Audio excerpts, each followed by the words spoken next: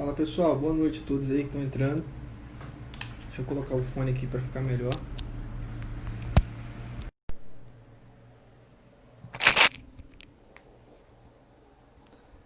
Tá me ouvindo legal aí?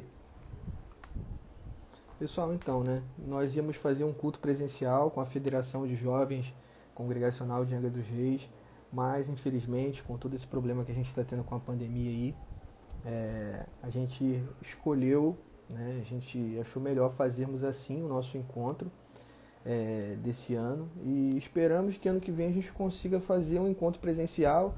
A gente queria até convidar o pastor Guilherme, que não mora aqui em Angra, mora em outro estado, para estar com a gente no ano que vem, mas isso aí a gente vê mais para frente, né? Eu vou estar chamando o pastor Guilherme aqui e, pessoal, como vai funcionar hoje, né?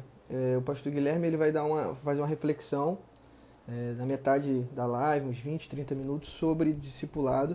E depois eu vou fazer duas perguntas para ele.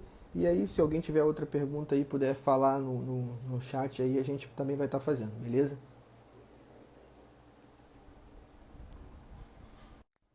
Pastor Guilherme, boa E noite. aí, homem? Boa noite. Deixa eu ajeitar isso aqui que eu tô muito baixo. Tudo É, bem? tudo bem, e o senhor, tá bem? Tô ótimo. Passei um diazinho com a diabetes atacado, mas estou vivo. Amém, amém. Aqui em Angra também parece que voltou um pouco o surto do Covid. Tá uma situação complicada. O nosso pastor lá da igreja pegou. Parece que Ó, tá. Já tem uns 3 dias que ele tá mal. Então a gente resolveu, por isso mesmo, fazer online, sabe? A gente queria fazer uma conferência, né, de jovens, mas Deus sabe todas as coisas, né? Vai ter um momento para isso também. Então, uhum. pastor, se apresenta pra gente aí um pouco e fica à vontade para fazer a reflexão aí e a gente depois dá continuidade. Então, me chamo Guilherme Nunes, sou pastor da Primeira Igreja Batista de Aquiraz, trabalho junto com o mestre Rômulo Monteiro, um amigo pessoal e um mestre mesmo. Sou também professor, ensino em seminário, alguns seminários, e também sou professor do grego, simplificando o grego bíblico, junto com o pastor Iago Martins. Colaboro na medida do possível com o canal 2D de Teologia. E é isso, a gente tenta fazer algum trabalho na internet, mesmo a despeito de todas as dificuldades que é fazer algum trabalho na internet. É, Mas para mim é um prazer estar aqui. Um dia eu irei aí, sim. Espero que passe tudo isso. Para a gente se se Deus conhecer, quiser, né, presencial, uma coisa mais pessoal, é melhor. com E a certeza. tela é um negócio assim que é um pelo menos, né? No final das É, contas. isso. Aí pode dar continuidade aí na reflexão, se eu quiser. Aí depois eu vou estar fazendo as perguntas depois que o senhor falar. Então, tu me pediu para falar um pouco sobre discipulado, né? E eu é um tema que eu estou escrevendo sobre. Eu, o Iago e o pastor Pedro também. A gente está escrevendo um livro nessa área. Legal. E, na verdade, já está escrito, faltam só alguns detalhes e talvez saia no próximo ano. E é um livro justamente sobre discipulado. E o discipulado cristão, ele está sofrendo uma certa crise. Eu gostaria de falar um pouco dessa crise com vocês.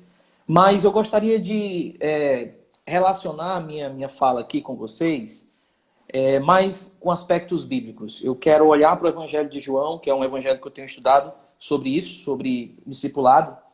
E eu gostaria de falar discipulado no Evangelho de João, a gente tirar algumas reflexões rápidas. Mais uma vez, obrigado por me ouvir. E eu espero que faça algum sentido o que eu vou falar aqui para vocês. Bem, acho que a primeira coisa, Paulo, né? Isso. A primeira coisa que a gente tem que entender sobre discipulado é que discipulado não é uma forma de você ter uma melhor versão de você mesmo. Eu acho que a gente vive muito nesse mundo do marketing digital, né? Tudo é a melhor versão de você. Então, se você assiste uma palestras coaches, né, que tem se tornado as terapias de meia hora, né?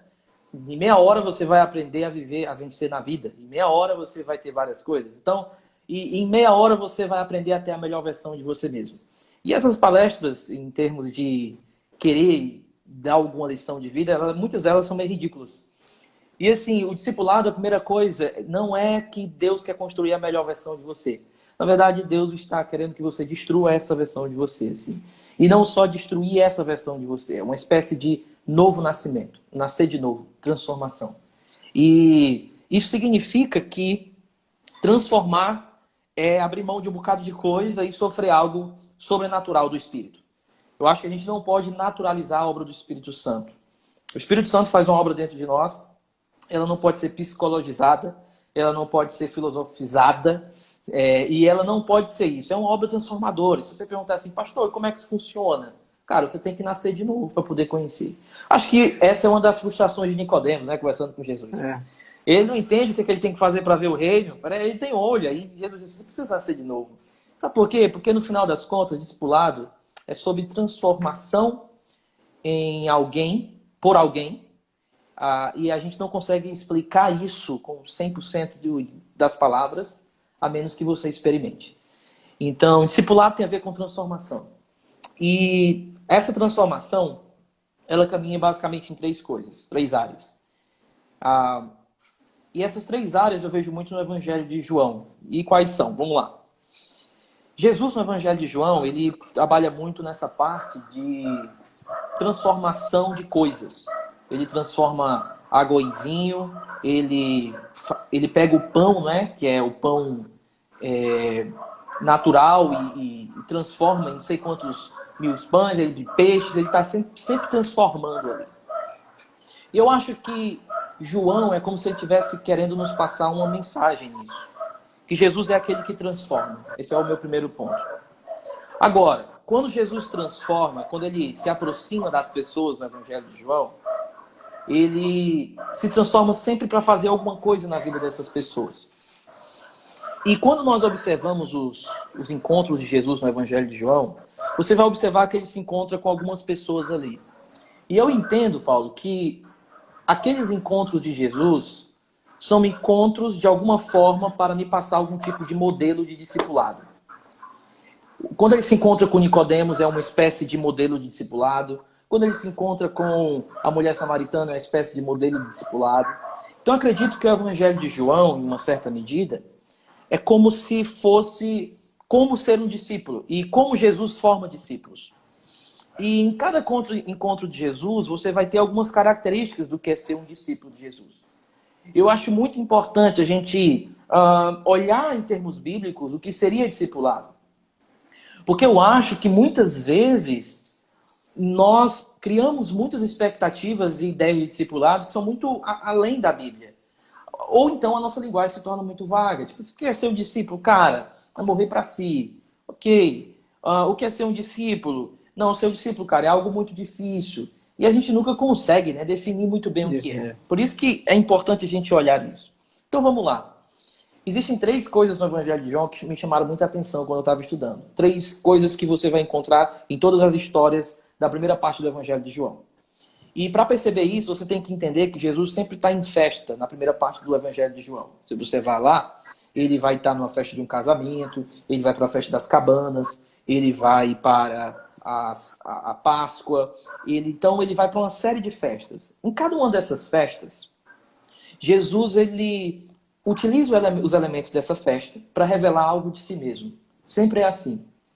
E essas festas que Jesus vai, essas festas que Jesus ele participa, são festas que mostram, como eu falei no início, que Jesus é um transformador, é alguém que transforma. É alguém que veio fazer algo que não é natural da própria pessoa. Ok. Agora, quando ele se encontra com as pessoas ao decorrer do Evangelho de João, algumas coisas ele requer dessas pessoas. E a primeira é conhecimento dele. Observa João Batista, por exemplo. João Batista, ele diz assim, tu és o cordeiro que tira o pecado do mundo. Nicodemos, ele não consegue compreender quem é Jesus. A mulher samaritana chama Jesus de Cristo, chama Jesus de profeta, chama Jesus de várias coisas. Ela começa a ter uma compreensão de Jesus. No Evangelho, no capítulo 9, você vai observar também que o cego que foi curado, começa a falar de Jesus, a ter a noção de quem é Jesus. Então, em todos os encontros de Jesus, do que nós chamamos de discipulado, que foi bem sucedido, uma das primeiras características é que o discípulo é aquele que sabe quem é Jesus, conhece Jesus. Isso é muito importante para nós aqui. Ser discípulo é, antes de tudo, conhecer Jesus, ler a Bíblia. E isso é uma característica e uma das marcas que nós precisamos resgatar no discipulado. A gente não pode fazer do nosso discipulado algo meramente pragmático. Eu vou à igreja, eu faço isso, eu faço aquilo. Discipulado é, antes de tudo, ter um conhecimento verdadeiro de quem é Jesus. Sem o conhecimento de quem é Jesus, todo discipulado vira uma grande mentira. Então, acho que esse é um primeiro ponto que o meio mais neopentecostal precisa refletir, que é a ideia de que é necessário abrir a Bíblia e conhecer quem é o mestre que você segue. Conhecer quem é Jesus. E parece meio que estranho, mas quando a gente pergunta assim para uma pessoa, quem é Jesus? Ela vai falar coisas bem pessoais dela, e ok, isso não tem problema. Mas quando você pede alguma coisa que a Bíblia revela de uma maneira mais pontual, a gente vê que há muito atrapalho aí na hora da definição. Então, para mim, no Evangelho de João, a primeira característica de quem é discípulo é que ele é alguém que conhece Jesus. Ele passa a conhecer quem é Jesus. E esse conhecimento leva para a segunda característica do Evangelho de João, que é a seguinte: todos aqueles que se encontram com Jesus e conhecem quem é Jesus têm uma experiência com Jesus. Vamos lá. Olhe, por exemplo, a mulher lá da mulher samaritana. Ok, ela se encontra com Jesus. Jesus diz assim: olha, você precisa beber da água que eu quero lhe dar. Ok, a mulher fica, mas que água é essa? E aí Jesus diz assim: bem, é uma água que é uma água viva. E se você beber dessa água, você nunca mais terá sede. O que o João está nos ensinando ali, que eu acho massa? Ele está nos dizendo assim, ó, não basta saber que Jesus é o Cristo, você tem que ter uma experiência com Cristo. E ele vai colocar isso de certa forma. Por exemplo, a experiência no Evangelho de João é descrita por meio da luz, é aquele que agora adentra a luz, aquele que come do pão que desce do céu, aquele que bebe da água da vida, aquele que é preciso nascer de novo. Então, todos os encontros do Evangelho de João têm uma segunda característica além de conhecimento, é experiência. E eu acho que aqui é uma coisa que muitos daqueles que se dizem reformados precisa refletir também. Não adianta você ler compêndios de teologia sistemática. Você pode simplesmente ir para o inferno com todas elas. Não basta fazer curso de teologia. Você pode ir com o seu certificadozinho para o inferno, não ser um discípulo. E eu já conheci muitas pessoas que elas conheciam muito a Bíblia, mas não pareciam ser pessoas que tinham experiência com Jesus. E muitas vezes as pessoas que se dizem mais estudiosas, quando a gente fala de experiência com Cristo, elas pensam logo na ideia do manto, né? Toda aquela linguagem neopentecostalizada. E parece que eles têm medo de ter algum tipo de experiência que tire um pouquinho eles da zona de conforto deles.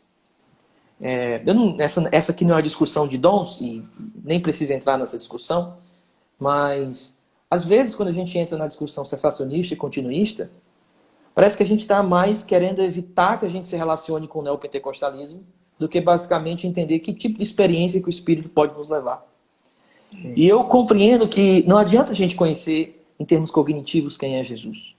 É necessário que esse conhecimento gere uma experiência genuína com Jesus. Ora, Nicodemos, ele achava que conhecia quem era Jesus, mas ele tem uma grande frustração.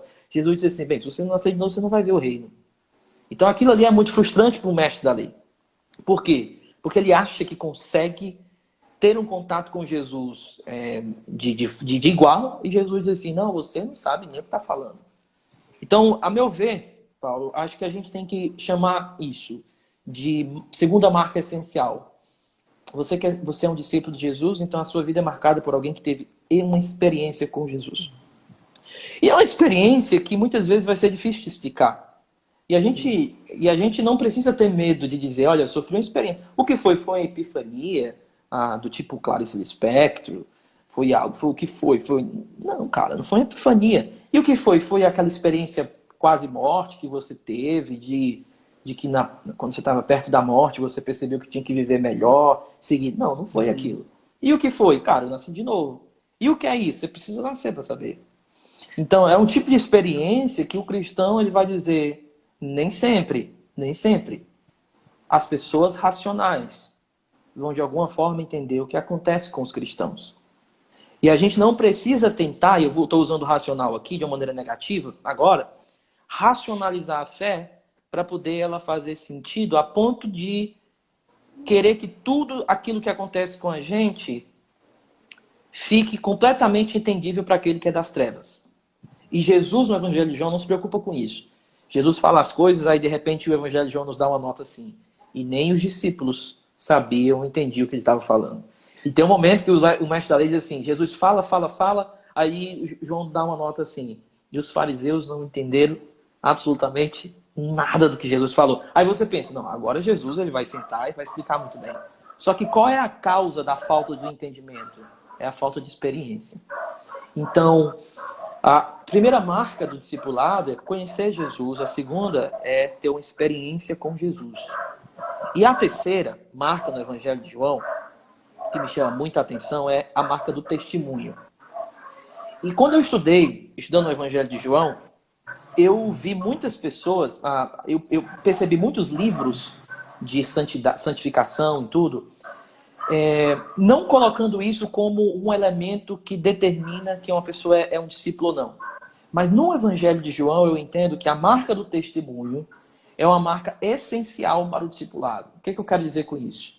Me parece, e eu acho que isso é bem claro, que todos aqueles que tiveram um conhecimento verdadeiro, uma experiência genuína, passaram a testemunhar de forma corajosa acerca do Cristo. Olha, a mulher samaritana, por exemplo. Se você observar a mulher samaritana, ela vai para a aldeia dela e ela fala lá que tinha encontrado o Cristo. Se você pegar o cego que foi curado com a lama, você vai observar que ele é expulso da sinagoga por dizer, olha, quem ele não sei, eu sei que eu tive ele me curou. E eu vou dizer uma coisa, ninguém pode não vir do céu se não fazer aquilo que ele fez. Eles se tornam alguém que testemunha de Jesus. E eu tenho falado na minha igreja de que testemunho não é opcional. Testemunhar acerca de Jesus não é uma coisa que você pode optar por. E o que eu quero dizer? Você quer mostrar que a experiência que você teve foi genuína? Então, deixa eu ouvir o teu testemunho acerca do Cristo. Deixa eu ver se você está falando dele. Deixa eu ver se você consegue falar dele nas trevas, você tendo experiência com a luz. Porque eu acho que no Evangelho de João, eu vi isso muito interessante. Ó. Jesus é a luz, mas de repente os discípulos se tornam a luz. Então, parece que o Evangelho de João está dizendo assim, olha, Jesus é um modelo do que vocês vão ter que ser no mundo, no Evangelho de João. É por isso que Jesus diz assim, em vários episódios, né? Olha, assim como me perseguiram, vão perseguir vocês. Olha, eu sou a luz do mundo. Depois ele vai dizer, olha, vocês são a luz do mundo. Então, parece que Jesus se torna um modelo de como a luz deve atuar no mundo de trevas. E como é que ele atua? Ele atua testemunhando e indo para a cruz e morrendo lá, porque as trevas não toleram a luz. Então, a meu ver, se você teve uma experiência com a luz, você vai ser perseguido pelas trevas. E aí vem muito a questão da relevância hoje em dia, né? O cristão precisa ser relevante. Aí a gente precisa ser uma pessoa que não vai parecer... A gente precisa ser politicamente correto, a gente precisa ter cuidado para não ofender, e tudo isso é verdade. A gente não precisa fazer uma apologética irresponsável de alguém que é simplesmente ignorante por ser ignorante. Agora, a gente não deveria esperar que alguém gostasse do nosso testemunho, se essa pessoa estiver em trevas. Boa parte daquilo que a gente vai falar vai doer. E se a gente amaciar, a gente perde o impacto que a mensagem tem que ter. O senhor estava falando do Evangelho de João, e eu estava lendo também essa semana o Evangelho de João, e uma coisa que dá para perceber que nem os irmãos de Jesus acreditavam nele. Tem uma parte do Evangelho de João que fala. Nem os irmãos dele criam nele. Ele não tinha essa preocupação, como o senhor está falando. Então, e isso é importante, porque parece claro que a falta de compreensão é uma falta de experiência. E a perseguição por aqueles que tiveram experiência é uma falta de uma experiência com Jesus. O que eu quero dizer? Aquele que não está na luz vai perseguir as trevas. O que me chama a atenção no Evangelho de João é isso. Não existe neutralidade das trevas. Eu acho isso interessante. Quem está nas trevas vai, de alguma forma, ser hostil à luz. Não existe aquele, elas vão conviver juntas. Você pode fazer uma opção para a luz conviver junto. A única coisa que você deve fazer é não brilhar. Então, se você não quer ser perseguido, não testemunha. Mas talvez a sua experiência vai ser colocada em xeque. Eu acho que é isso que a gente precisa ter. Que a falta de testemunho... por exemplo, quando a gente diz assim, o cara tem problema com pornografia. Será que ele teve uma experiência com Deus? A gente começa a questionar a experiência do cara, né? Mas quando é o caso de falta de testemunho, a gente não questiona. A gente diz assim, o cara não está testemunhando, né? Não, é porque ele tem vergonha. Mas a gente não questiona a experiência dele. A gente não diz, será que ele é crente? O Por quê? testemunho que o senhor está falando não é só um testemunho comportamental, é um testemunho verbal, Verbal, de verbal. proclamar. Exatamente. Porque Isso no é algo Evangelho que de João, realmente, às vezes, as pessoas ficam meio acomodadas hoje em dia. Elas deixam isso mais para os pastores, para os líderes e ficam meio acanhadas dentro da igreja, realmente. e é claro que testemunho envolve a forma que você vive, mas evangelho, essencialmente, é proclamação. Então, e você vai espelhar essa proclamação na sua vida. Então, às vezes, a gente não questiona o fato da pessoa não proclamar. A gente só diz assim, é porque ele tem vergonha. Ok, a pessoa pode ter vergonha de falar em público, essas coisas todas. Mas eu vou provocar um pouco, né? Eu venho de uma escola que eu chamo Escola Monterística, que é uma escola pastoral, que sempre precisa provocar um pouco.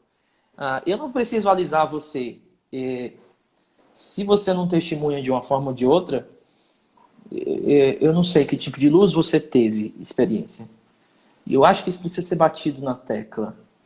Assim como a pessoa pode passar um tempo em pecado, mas ainda assim ser cristã, mesmo assim, esse tempo em pecado é um tempo que a gente não pode afirmar que essa pessoa é crente ou não. Eu diria o seguinte, para João, a mulher samaritana testemunhou. A mulher samaritana testemunhou para sua aldeia. Ela teve coragem de voltar para sua aldeia. Então, deixa agora eu resumir aqui o que eu estou falando, para ver se eu junto os cacos aqui.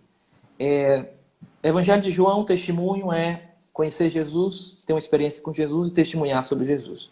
E aí, qual é a evidência de que eu estou testemunhando verdadeiro sobre Jesus, de forma verdadeira sobre Jesus? No Evangelho de João é perseguição. E aí você pode observar que no capítulo 9, o cego, quando ele é curado lá, eu preguei isso recente, e eu acho muito interessante, ele é perseguido, ele é expulso da sinagoga. Jesus, ele vai falar isso para os discípulos. Olha, se me odiaram, vão odiar vocês. Então, me parece que no Evangelho de João, ter um testemunho ousado pressupõe algum nível de perseguição. É por isso que a gente tem que ter cuidado com o politicamente correto e a gente tem que ter cuidado para não querer fazer de todo o cristianismo aceito por meios naturais. A gente tem que entender de que é esperado que o testemunho ousado pressuponha perseguição das trevas. Hoje se fala muito de cristofobia, né? Sim. E assim, me perguntaram se cristofobia ela existe. Eu não gosto de usar esse termo. Para mim esse termo ele se tornou por alguns, e aí é a opinião minha, obviamente, se tornou por alguns espectros políticos uma ferramenta mais de disputa política do que uma realidade. Então eu posso usar um outro termo mais bíblico. As trevas odeiam a luz. E isso não é só por aqueles que se dizem levantam a plaquinha de cristofobia. E é por todos que estão nas trevas. E o maior perigo do cristão talvez não seja quem levanta a plaquinha. Eles são perigosos. Eu odeio o cristão. Mas talvez aqueles que se dizem cristão, mas sabem muito bem como bagunçar o meio evangélico. Então, a gente tem que entender que eu acredito que a igreja vai entrar na grande tribulação. Então, a meu ver, a coisa só piora. E o cristão, ou aquele que se diz discípulo, ele vai ter uma grande opção. Eu me torno relevante e aí eu deixo de falar o que eu tenho que falar, proclamar o que eu tenho que falar. Ou eu falo e vou ser perseguido. E meus seguidores do Instagram vão baixar. E finalmente vão cortar meu canal de não sei aonde. E aí eu vou perder relevância da internet. E aí deixa eu dizer uma coisa. A meu ver, isso não vai importar nada. Porque o mais importante é o testemunho da igreja local. É o testemunho fiel de um pastor que não tem nem redes sociais. Esse pastor pode ser mais perseguido do que qualquer um que tem milhões de seguidores. E a gente tem que parar de resumir perseguição religiosa a debates ridículos na internet. A internet é um palco, de fato, onde o debate político e religioso acontece. Mas a gente não pode tirar o papel da igreja local e enfraquecer o real testemunho da igreja local dentro da sua esfera de influência no seu bairro e aonde ele tem que fazer ali. O pastor Romulo, meu pastor, ele disse uma coisa muito legal. Deus não nos chamou para pastorear o mundo. Deus nos chamou para pastorear uma igreja local. Deus nos deu gente ali próxima da gente. A gente pode ter um papel na internet. Deus, às vezes, dá um papel mais acentuado para alguns. Mas a gente não pode esquecer que a guerra acontece no ambiente da igreja local. Se a gente tentar fazer tudo, a gente perde tudo. Porque Deus não nos chamou para fazer isso. Então, a meu ver, para resumir a minha fala, é isso. O Evangelho de João me chama a conhecer Jesus. Você precisa ser capaz de dizer, este é o Cordeiro de Deus, e entender o que é isso. Agora, esse conhecimento ele precisa te levar a um nível de experiência com Jesus. Uma experiência de nascer de novo. E essa experiência de nascer de novo, ela vai te levar a um testemunho de Jesus. E esse testemunho vai te levar a ser perseguido de uma forma ou de outra. Hostilidade, ostracismo, chame de fobia o que for, mas isso vai acontecer. O pastor Romulo ele diz algo ainda falando dele, que o falso profeta ele é caracterizado não somente por aquilo que ele fala, mas também por aquilo que ele deixa de falar. E a gente tem que ter cuidado para a gente não ser participante, talvez, do maior grupo de falsos profetas que já existiu na história bíblica, que talvez seja o nosso. Daqueles que omitem coisas que eles precisam falar. E a gente não pode ser parte desse grupo. A gente tem que falar o que tem que ser falado. E eu vou dizer uma coisa. Eu preferi... Se eu for perseguido pelo nome, graças a Deus por isso. Se eu for ser perseguido porque eu sou um pastor de uma igreja local, cara, que privilégio. E eu costumo dizer, Paulo, que a vida é muito curta. Então, se a vida é tão curta, cara, que pouco tempo nós temos para sofrer por Cristo. Sim. É muito pouco. Então, assim, cara, a gente vai passar uma eternidade com Ele. E a gente tem pouco tempo demais para sofrer por Ele. Então, a gente tem que aproveitar esse tempo, tá? Aproveitar esse tempo. O discípulo é aquele que não desperdiça o seu presente. Ele entende que ele está num processo e esse processo que ele está é um processo de transformação. É uma transformação a cada vez mais que ele conhece Jesus, que ele tem uma experiência com Jesus, que ele testemunha sobre Jesus. E ao decorrer desse processo, ele vai ter muitos vales. Ele vai ter muitos momentos de testemunho. E ele sabe que esse processo não é um processo ascendente. É um processo que se parece mais com um pêndulo. E o pêndulo é assim, ó. Jesus, ele é o verbo que estava com Deus, e ele era Deus. Aí ele vai para a cruz, aí Jesus caracteriza a cruz assim, ó. No dia que eu for levantado, epipso. No grego a ideia de levantar, mas no Evangelho de João, levantar significa glorificar, exaltar. Então Jesus diz assim, no dia que eu for glorificado, de alguma forma Jesus olha a cruz não como um ambiente de vergonha, mas como uma espécie de erguida para a glória.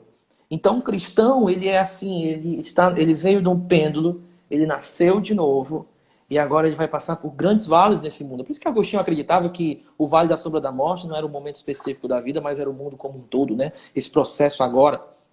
Então, ele vai passar por esse pêndulo. Na medida em que o cristão começar a ser perseguido, na verdade, agora ele começou o caminho de volta para cima. E esse caminho de volta é o caminho para a glória. E aí eu encerro essa minha coisa aqui do que Spurgeon falou, né? Se o nosso Jesus passou por aqui com uma coroa de espinhos, porque nós andaríamos por aqui com sapatos de cristal?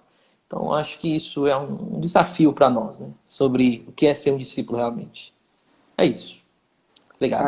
É muito interessante essa abordagem que vocês estão fazendo. Não sei se é isso que vocês vão fazer no livro, mas é muito interessante porque talvez hoje seja o momento realmente de que o discipulado vá causar um constrangimento com o mundo pela proclamação, porque é muito mais fácil a gente ser perseguido hoje verbalmente, porque a gente não tem muito contato com as pessoas, ainda mais nessa época da pandemia, né?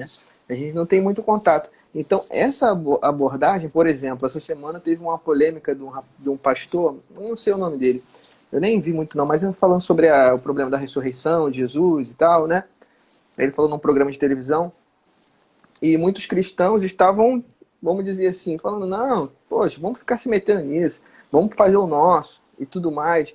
E aí, até que ponto isso também não é ser, como o senhor falou, um falso profeta? Uhum. Então, o falso profeta ele também é caracterizado por uma intenção no coração dele. Então, 1 João diz, e 2 João, que muitos profetas anticristos já estão pelo mundo. Sim. E muitas vezes, uma das grandes características do anticristo não é tanto que ele é anti-Jesus, mas que ele é anti qualquer coisa que não faz dele o Cristo. Ele é o próprio Cristo dele. Ele é, antes de tudo, uma pessoa egoísta. Ele vai querer manchar a imagem de qualquer outro para poder exaltar a si mesmo.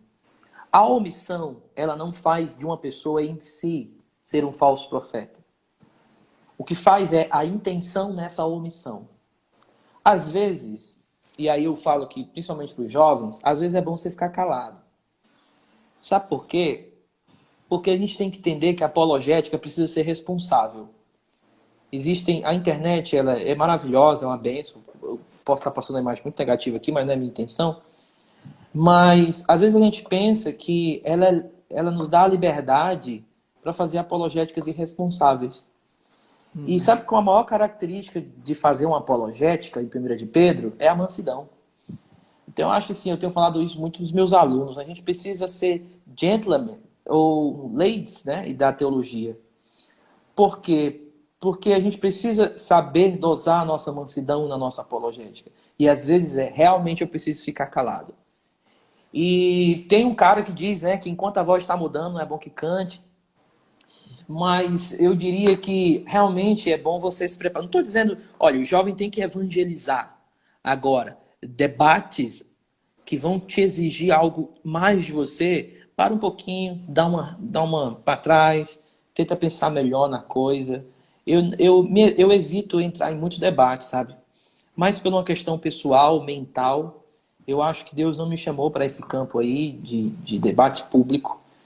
Mas, e muitas vezes, eu recebo mensagem no meu Instagram de omissão de algo. Por que não falou disso? Por que não falou daquilo? Eu não respondo. Até porque eu tenho mais o que fazer. Mas, geralmente, os que eu respondo, eu digo assim, cara, vai na minha igreja que lá eu falo. Vai na minha igreja que lá eu falo. Então, você... Depende de onde seja essa omissão. E qual é o motivo dessa omissão. O motivo e a intenção dela é que caracteriza a natureza, se é um falso profeta ou não. Seria essa a ideia. Perfeito. E agora sim, pastor, na questão do discipulado, como ajudar outras pessoas a seguir a Jesus, né? A gente vê, muitas das vezes, as pessoas comentando assim, a minha igreja não tem um discipulado.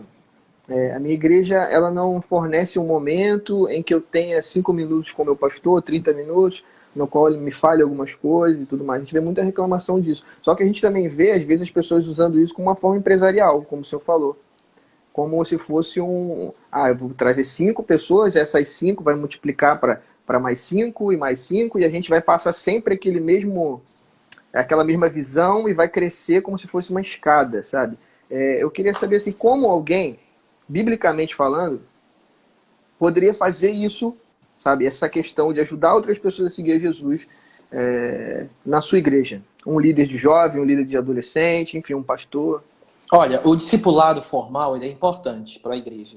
Na minha igreja, os irmãos que estão entrando na igreja, eles são discipulados de forma formal, recebem um certificadozinho e tudo. Isso é muito importante. Agora, a gente precisa separar o conceito de formação básica de discipulado, que seria isso que a gente faz, e que é uma implicação do discipulado real da Bíblia. Uma das implicações. Ora, eu quero que essa pessoa tenha um conhecimento básico de Jesus. Aí eu faço essa espécie de curso com ela. Mas, resumindo, a melhor forma de você discipular alguém é você sendo amigo de alguém. A comunhão é a melhor forma de discipular. E eu acho que Jesus deixou isso muito claro quando para cima e para baixo andava com os discípulos. Eu acho que a gente não pode comercializar o discipulado. 50 minutos são importantes, mas um discípulo não se faz com esse tempo. Eu ainda não sou um discípulo, eu estou em formação de ser. É um processo. É um processo. Então, eu acho assim, muitas pessoas se escondem atrás de um tempo semanal para não ter uma amizade profunda com as pessoas que estão ao seu redor. Então, as pessoas que me discipularam nunca sentaram comigo meia hora. Isso é importante, mas Os meus maiores discipuladores, hoje os meus maiores heróis, foram pessoas simples que conversavam comigo no dia a dia. E eu acho que a maior dificuldade de alguém que está buscando ser discípulo de Jesus é relacionar a sua vida com o dia a dia. E o engraçado é que Jesus fazia isso todo o tempo, né? Jesus estava comendo e estava com os discípulos. Jesus estava, sei lá, na ceia ali. É um momento interessante. Jesus está descansando. Jesus vai para o barco na dormida, os discípulos estão ali.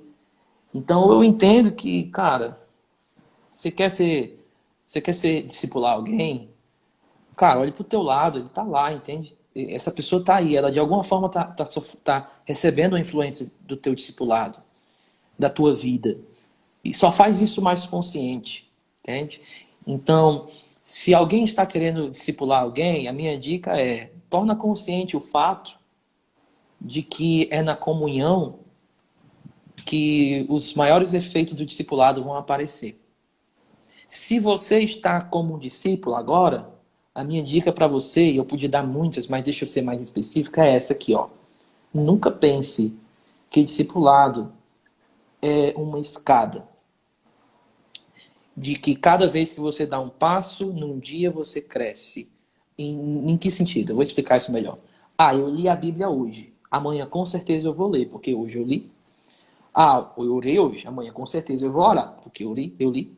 Ah, hoje eu não pequei. Amanhã com certeza eu não vou pecar, porque... Ah, hoje eu me senti fraco em muitas áreas da minha mente. Amanhã eu não vou sentir. Não é isso, não é marketing existencial, entende? Discipulado é uma crise constante, caminhada constante, onde de repente você está afundando e no outro momento você está comendo com Jesus, multiplicando os pães. E às vezes a galera entra em crise porque está em momentos ruins do discipulado. E aí vem os teólogos psicologizados dizer para você se livrar disso. Se livre desse momento, você não nasceu para isso, você não nasceu para aquilo. Colocando a felicidade como o maior objeto de busca. E é uma outra crise da nossa era, né? A crise da nossa era é felicidade como alvo de vida. Só que ninguém busca a felicidade como alvo de vida. É ridículo você buscar algo que te dê aquilo. Então, hoje se dá nisso. Então, muitas vezes a galera entra no discipulado, só no Jesus, achando que tudo vai ser mil maravilhas. Não. E aí é que vem a beleza da coisa. Ser discípulo é participar de momentos preciosos ao lado de Jesus. Seja na tempestade, seja na mesa, mas o que importa é que você está com Ele. E todo o processo, por mais tenso que seja, ele faz parte do processo de transformação de Jesus na nossa vida. O livro Discipulado, de 9 marcas, né, do Mark Dever, ele cita um exemplo de que ele, quando sai para fazer alguma compra, que ele não está com a esposa, ele chama algum jovem da igreja dele para ir com ele. Aí ele vai lá e ele falou que, cara, eu não fico ali falando de Jesus, mas eu tô vivendo Jesus do lado dele, eu tô caminhando com um jovem ali que começou agora na igreja. E eu acho que às vezes essa profissionalização do meio gospel, do coach, faz com que as pessoas achem que tem uma fórmula secreta para se tornar um discípulo, sabe? De que você vai virar uma chave e de repente você vai ler a Bíblia todo dia, você vai parar de errar, você vai parar de pecar e tudo vai ser mil maravilhas. Só que não é isso, né, que o discipulado cristão mostra. Uhum. E agora, para a segunda pergunta, aquela que eu falei com o senhor, a segunda pergunta é como a gente entender, eu acho que até o senhor já falou um pouco sobre isso, né? Esse custo que fala que existe no discipulado. É apenas um custo de moral? É apenas um custo de falar assim, agora eu fazia aquilo ali, agora eu não posso fazer mais. Como muitas pessoas falam, algumas igrejas neopentecostais, pentecostais enfatizam muito isso e não falam de uma questão que às vezes a pessoa, de uma forma que a pessoa não consegue entender. Porque, vamos lá, o cara começou agora a caminhar no evangelho. Nunca entrou numa igreja evangélica. O maior problema dele vai ser a moralidade, porque ele não vai conseguir lidar com aquilo, porque é um Deus santo, pessoas que estão ali dentro que não fazem, que já estão ali mais de 30 anos e ele não. Então ele pode achar em algum momento, essa pessoa, que é apenas deixar de fazer coisas. E aí ele vai se frustrar, porque ele não vai conseguir fazer isso tão rapidamente, entendeu? Então qual seria esse custo? Como entender isso? Então, né? O custo na linguagem bíblica é um custo do cálculo. É só a gente pegar a nossa linguagem. Isso é uma parte do que eu estou escrevendo, assim, que eu escrevi. Mas não posso dar muito spoiler, assim, porque senão não vai ter graça nenhuma. Mas quando a gente usa a linguagem custo, a gente está pensando no cálculo. Quando a gente pensa em cálculo, a gente está fazendo uma comparação. E a gente está comparando o que com o que. Isso é o ponto. Então, todas as vezes quando a gente diz isso vai me custar isso, significa que eu quero algo e para ter esse algo eu vou ter que abrir mão de alguma coisa. Então, esse é o custo. Então, o que falta às vezes é a gente pensar um pouquinho nessa comparação. Nessa comparação. O que eu estou perdendo e o que eu estou ganhando. E aí, Paulo, em Filipenses capítulo 3, ele vai dizer que ele considera todas as coisas como perda. E ele vai descer o nível e vai dizer que tudo é um grande esterco, um grande estrume, para usar uma linguagem mais soft aqui. Mas o escâmbulo que ele usa é mesmo, é estrume mesmo de vaca. Agora, o que ele está dizendo? Ele diz assim, olha, eu considero isso tudo como perda, como estrume, e ele para ganhar alguém, Jesus. Perceba que ele está fazendo um cálculo. E ao fazer um cálculo, ele olha para o custo como nada. Então, a linguagem do custo da Bíblia, ela, de alguma forma, ela é mais positiva do que negativa. Não é tanto o que você deixa, é o que você ganha. Agora, por exemplo, vamos pegar Mateus, por exemplo. Mateus, o cara, ele vende tudo porque ele achou um tesouro do campo. E aí ele vai e vende com alegria. E o que me chama a atenção é, o cara, ele vende tudo com alegria. Como é que alguém pode vender tudo com alegria? Por conta que ele sabe que ao comparar os valores, ele vai ter algo maravilhoso. Então, quando a gente está pensando em custo em termos práticos, a gente está falando não tanto... Por que a Bíblia não foi mais específica? É moralidade? É isso? É aquilo? Por quê? Porque o específico, ele às vezes tira a beleza do que o que a Bíblia está me chamando. E qual é a beleza que ela está me chamando? É uma espécie de modo de vida e olhar para a vida completamente diferente. Aonde eu vou olhar para os meus pecados e para as minhas crises morais de uma forma diferente. Eu vou olhar para meu esposo, para minha esposa de uma forma diferente. Eu vou olhar para a vida e eu vou encarar essa vida de uma forma diferente. Então, o custo, antes de tudo, é abrir mão. E aí é que está a questão do discípulo. Porque o discípulo que está iniciando, geralmente ele é teimoso. Ele não quer abrir mão de certas coisas. E o discipulado é uma caminhada de deixar a forma que você pensa e vê a vida e abraçar uma nova vida. Então, assim, ser discípulo não é uma questão meramente moral. Ser discípulo é olhar tudo como perda. E esse processo é um processo longo, muitas vezes. Porque quando a pessoa peca, ela fez um cálculo. Quando ela caiu em algum pecado, ela fez um cálculo naquela hora. Agora, um cálculo deturpado. Ela preferiu aquilo do que a beleza de Jesus, ou estar com Jesus. Então, está todo o tempo fazendo um cálculo. O discípulo é o cara que no final, ou quando se torna experiente, sabe o que acontece nesse cálculo? Então, o meu acho que vai acontecer só no perto do final da vida. Mas acontece o que Paulo falou. Que quando ele coloca a coisa na balança, ele diz assim, cara, quer saber? Os meus leves e momentâneos tribulação não se compara com um eterno peso de glória. Então, de alguma forma, Paulo também tinha a sua balança. E quando ele compara, ele diz assim, cara, o peso de glória é muito maior. Então, a linguagem de custo, ela é uma linguagem complexa e ela me chama não só algo específico da minha vida, mas a minha vida como um todo. Então, é abrir mão de uma vida e agora, sabe o que eu seria a ideia? O custo é você jogar fora o que você valorizava e agora passar a ter uma experiência e um relacionamento com Jesus. Colocaria assim nos pequenos detalhes. Ou seja, discipulado é mais relacionamento com Jesus, em oração com Ele, com o Espírito Santo, com a igreja, proclamando, obedecendo, do que mera moralidade. É isso. É muito bom. Então, assim, para terminar, eu queria fazer uma pergunta agora sobre esse processo de santificação do discípulo. O senhor falou um pouco, que no início, quando a gente estava conversando, na primeira parte, o senhor falou que esse processo é um pouco mais positivo. E eu estava lendo um livro do Martin Lloyd Jones, ele falando sobre esse processo de ser cheio do Espírito Santo, de santificação.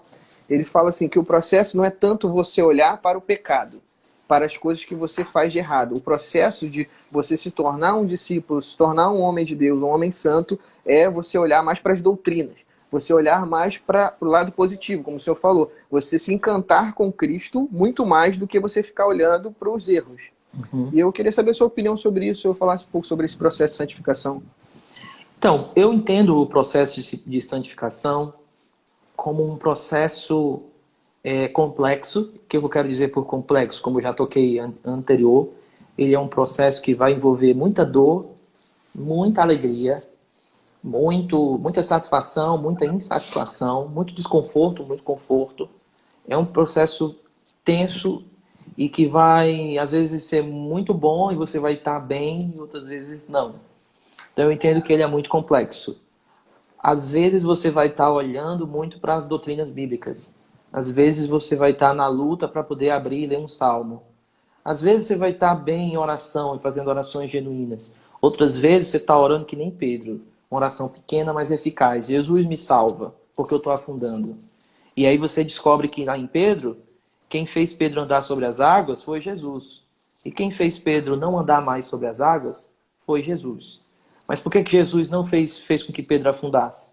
O texto diz que é porque ele estava olhando para outro lugar e teve medo. Então, às vezes, o próprio Jesus vai nos fazer afundar, porque a gente está olhando para outro lugar. E por que ele nos faz fazer isso? Para que a gente redirecione o nosso olhar para ele e erga a nossa mão e faça uma oração simples, mais profunda. Então, ao meu ver, discipulado é muito mais do que um ponto. Faça isso. Discipulado é, eu estou te chamando para viver uma vida que ela é maravilhosa. Ela é realista.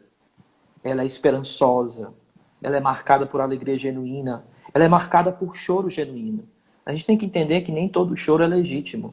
A gente não pode dar essa espécie de legitimação para a tristeza. Mas na Bíblia, nós temos uma tristeza legítima, chamada lamento. Então, o chamado ao discipulado é o chamado para viver.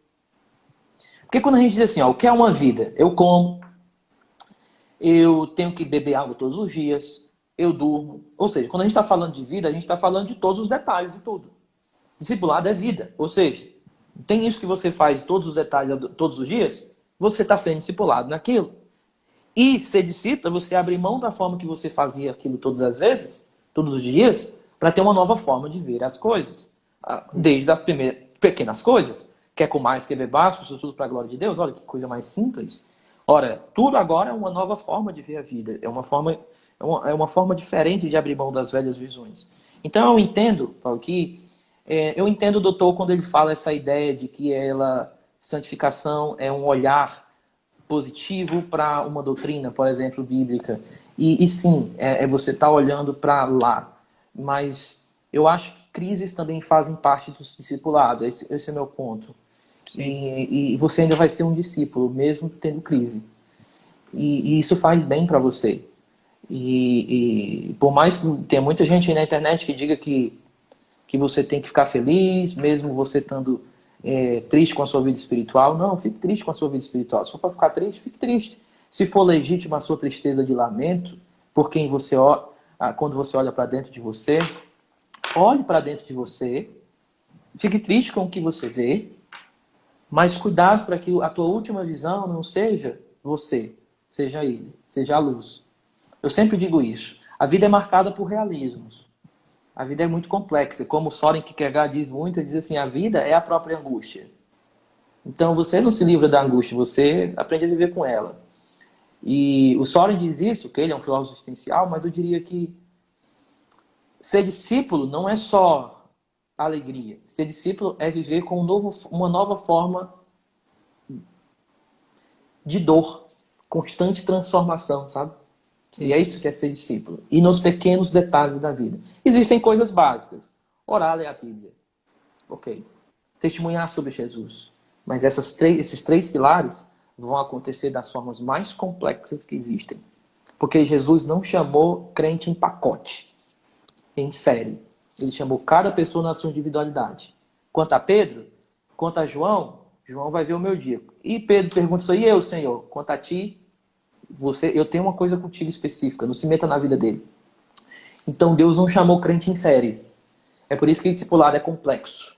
E é por isso que métodos rápidos e eficazes de ser discípulo são balelas. Balela para criança dormir. Ou nem criança dorme, acho que criança tem vontade de chorar quando escuta. É isso aí. Não, perfeito, perfeito. Acho que fica essa daí, né? O discipulado é uma coisa que não é tão simples assim, sabe? A gente precisa viver, não é só em algum momento, mas é uma vida inteira, né? Isso. Pastorzão, quero só te agradecer aí pela atenção de sempre. O senhor sempre responde muito bem a gente, tem muito humildade, carinho aí. Só quero agradecer pela sua vida, orar por você, que Deus te abençoe, tá? Nesse processo aí de terminar o livro. Amém. E que a gente continue juntos aí. Se der, ano que vem, se Deus quiser, a gente pode estar junto ou não, mas amém, né? Então, Tá? obrigado pelo convite. Valeu, pessoal, que estão me escutando aí. Gostei muito de participar desse momento. Eu espero que Deus esteja abençoando a vida de vocês. Fiquem todos bem. E amem Jesus da forma mais simples que vocês puderem. Porque aí está todo o sentido da vida. Quem Ele é. Ele é... Se você tiver com dúvida sobre o que é ser discípulo, então conheça Jesus, que você vai com certeza saber. Amém. Beber da água e comer do pão, né? Então, Pastorzão, essa é hora pra gente terminar então? amém, amém. Senhor, nós, muito obrigado pela possibilidade de sermos teu. Que essa seja a maior realidade de nossa vida, saber que nós não nos pertencemos. E graças a Deus por isso. Muito obrigado por esse momento. Amém. Amém. Então, gente, fiquem com Deus. Eu vou deixar a live salva aí, porque pediram aí. Vou deixar a live salva nesse Instagram. Deus abençoe a todos, tá? Tamo junto. E obrigado novamente, pastor Guilherme. Valeu, cara. Valeu. Um abraço. Abração.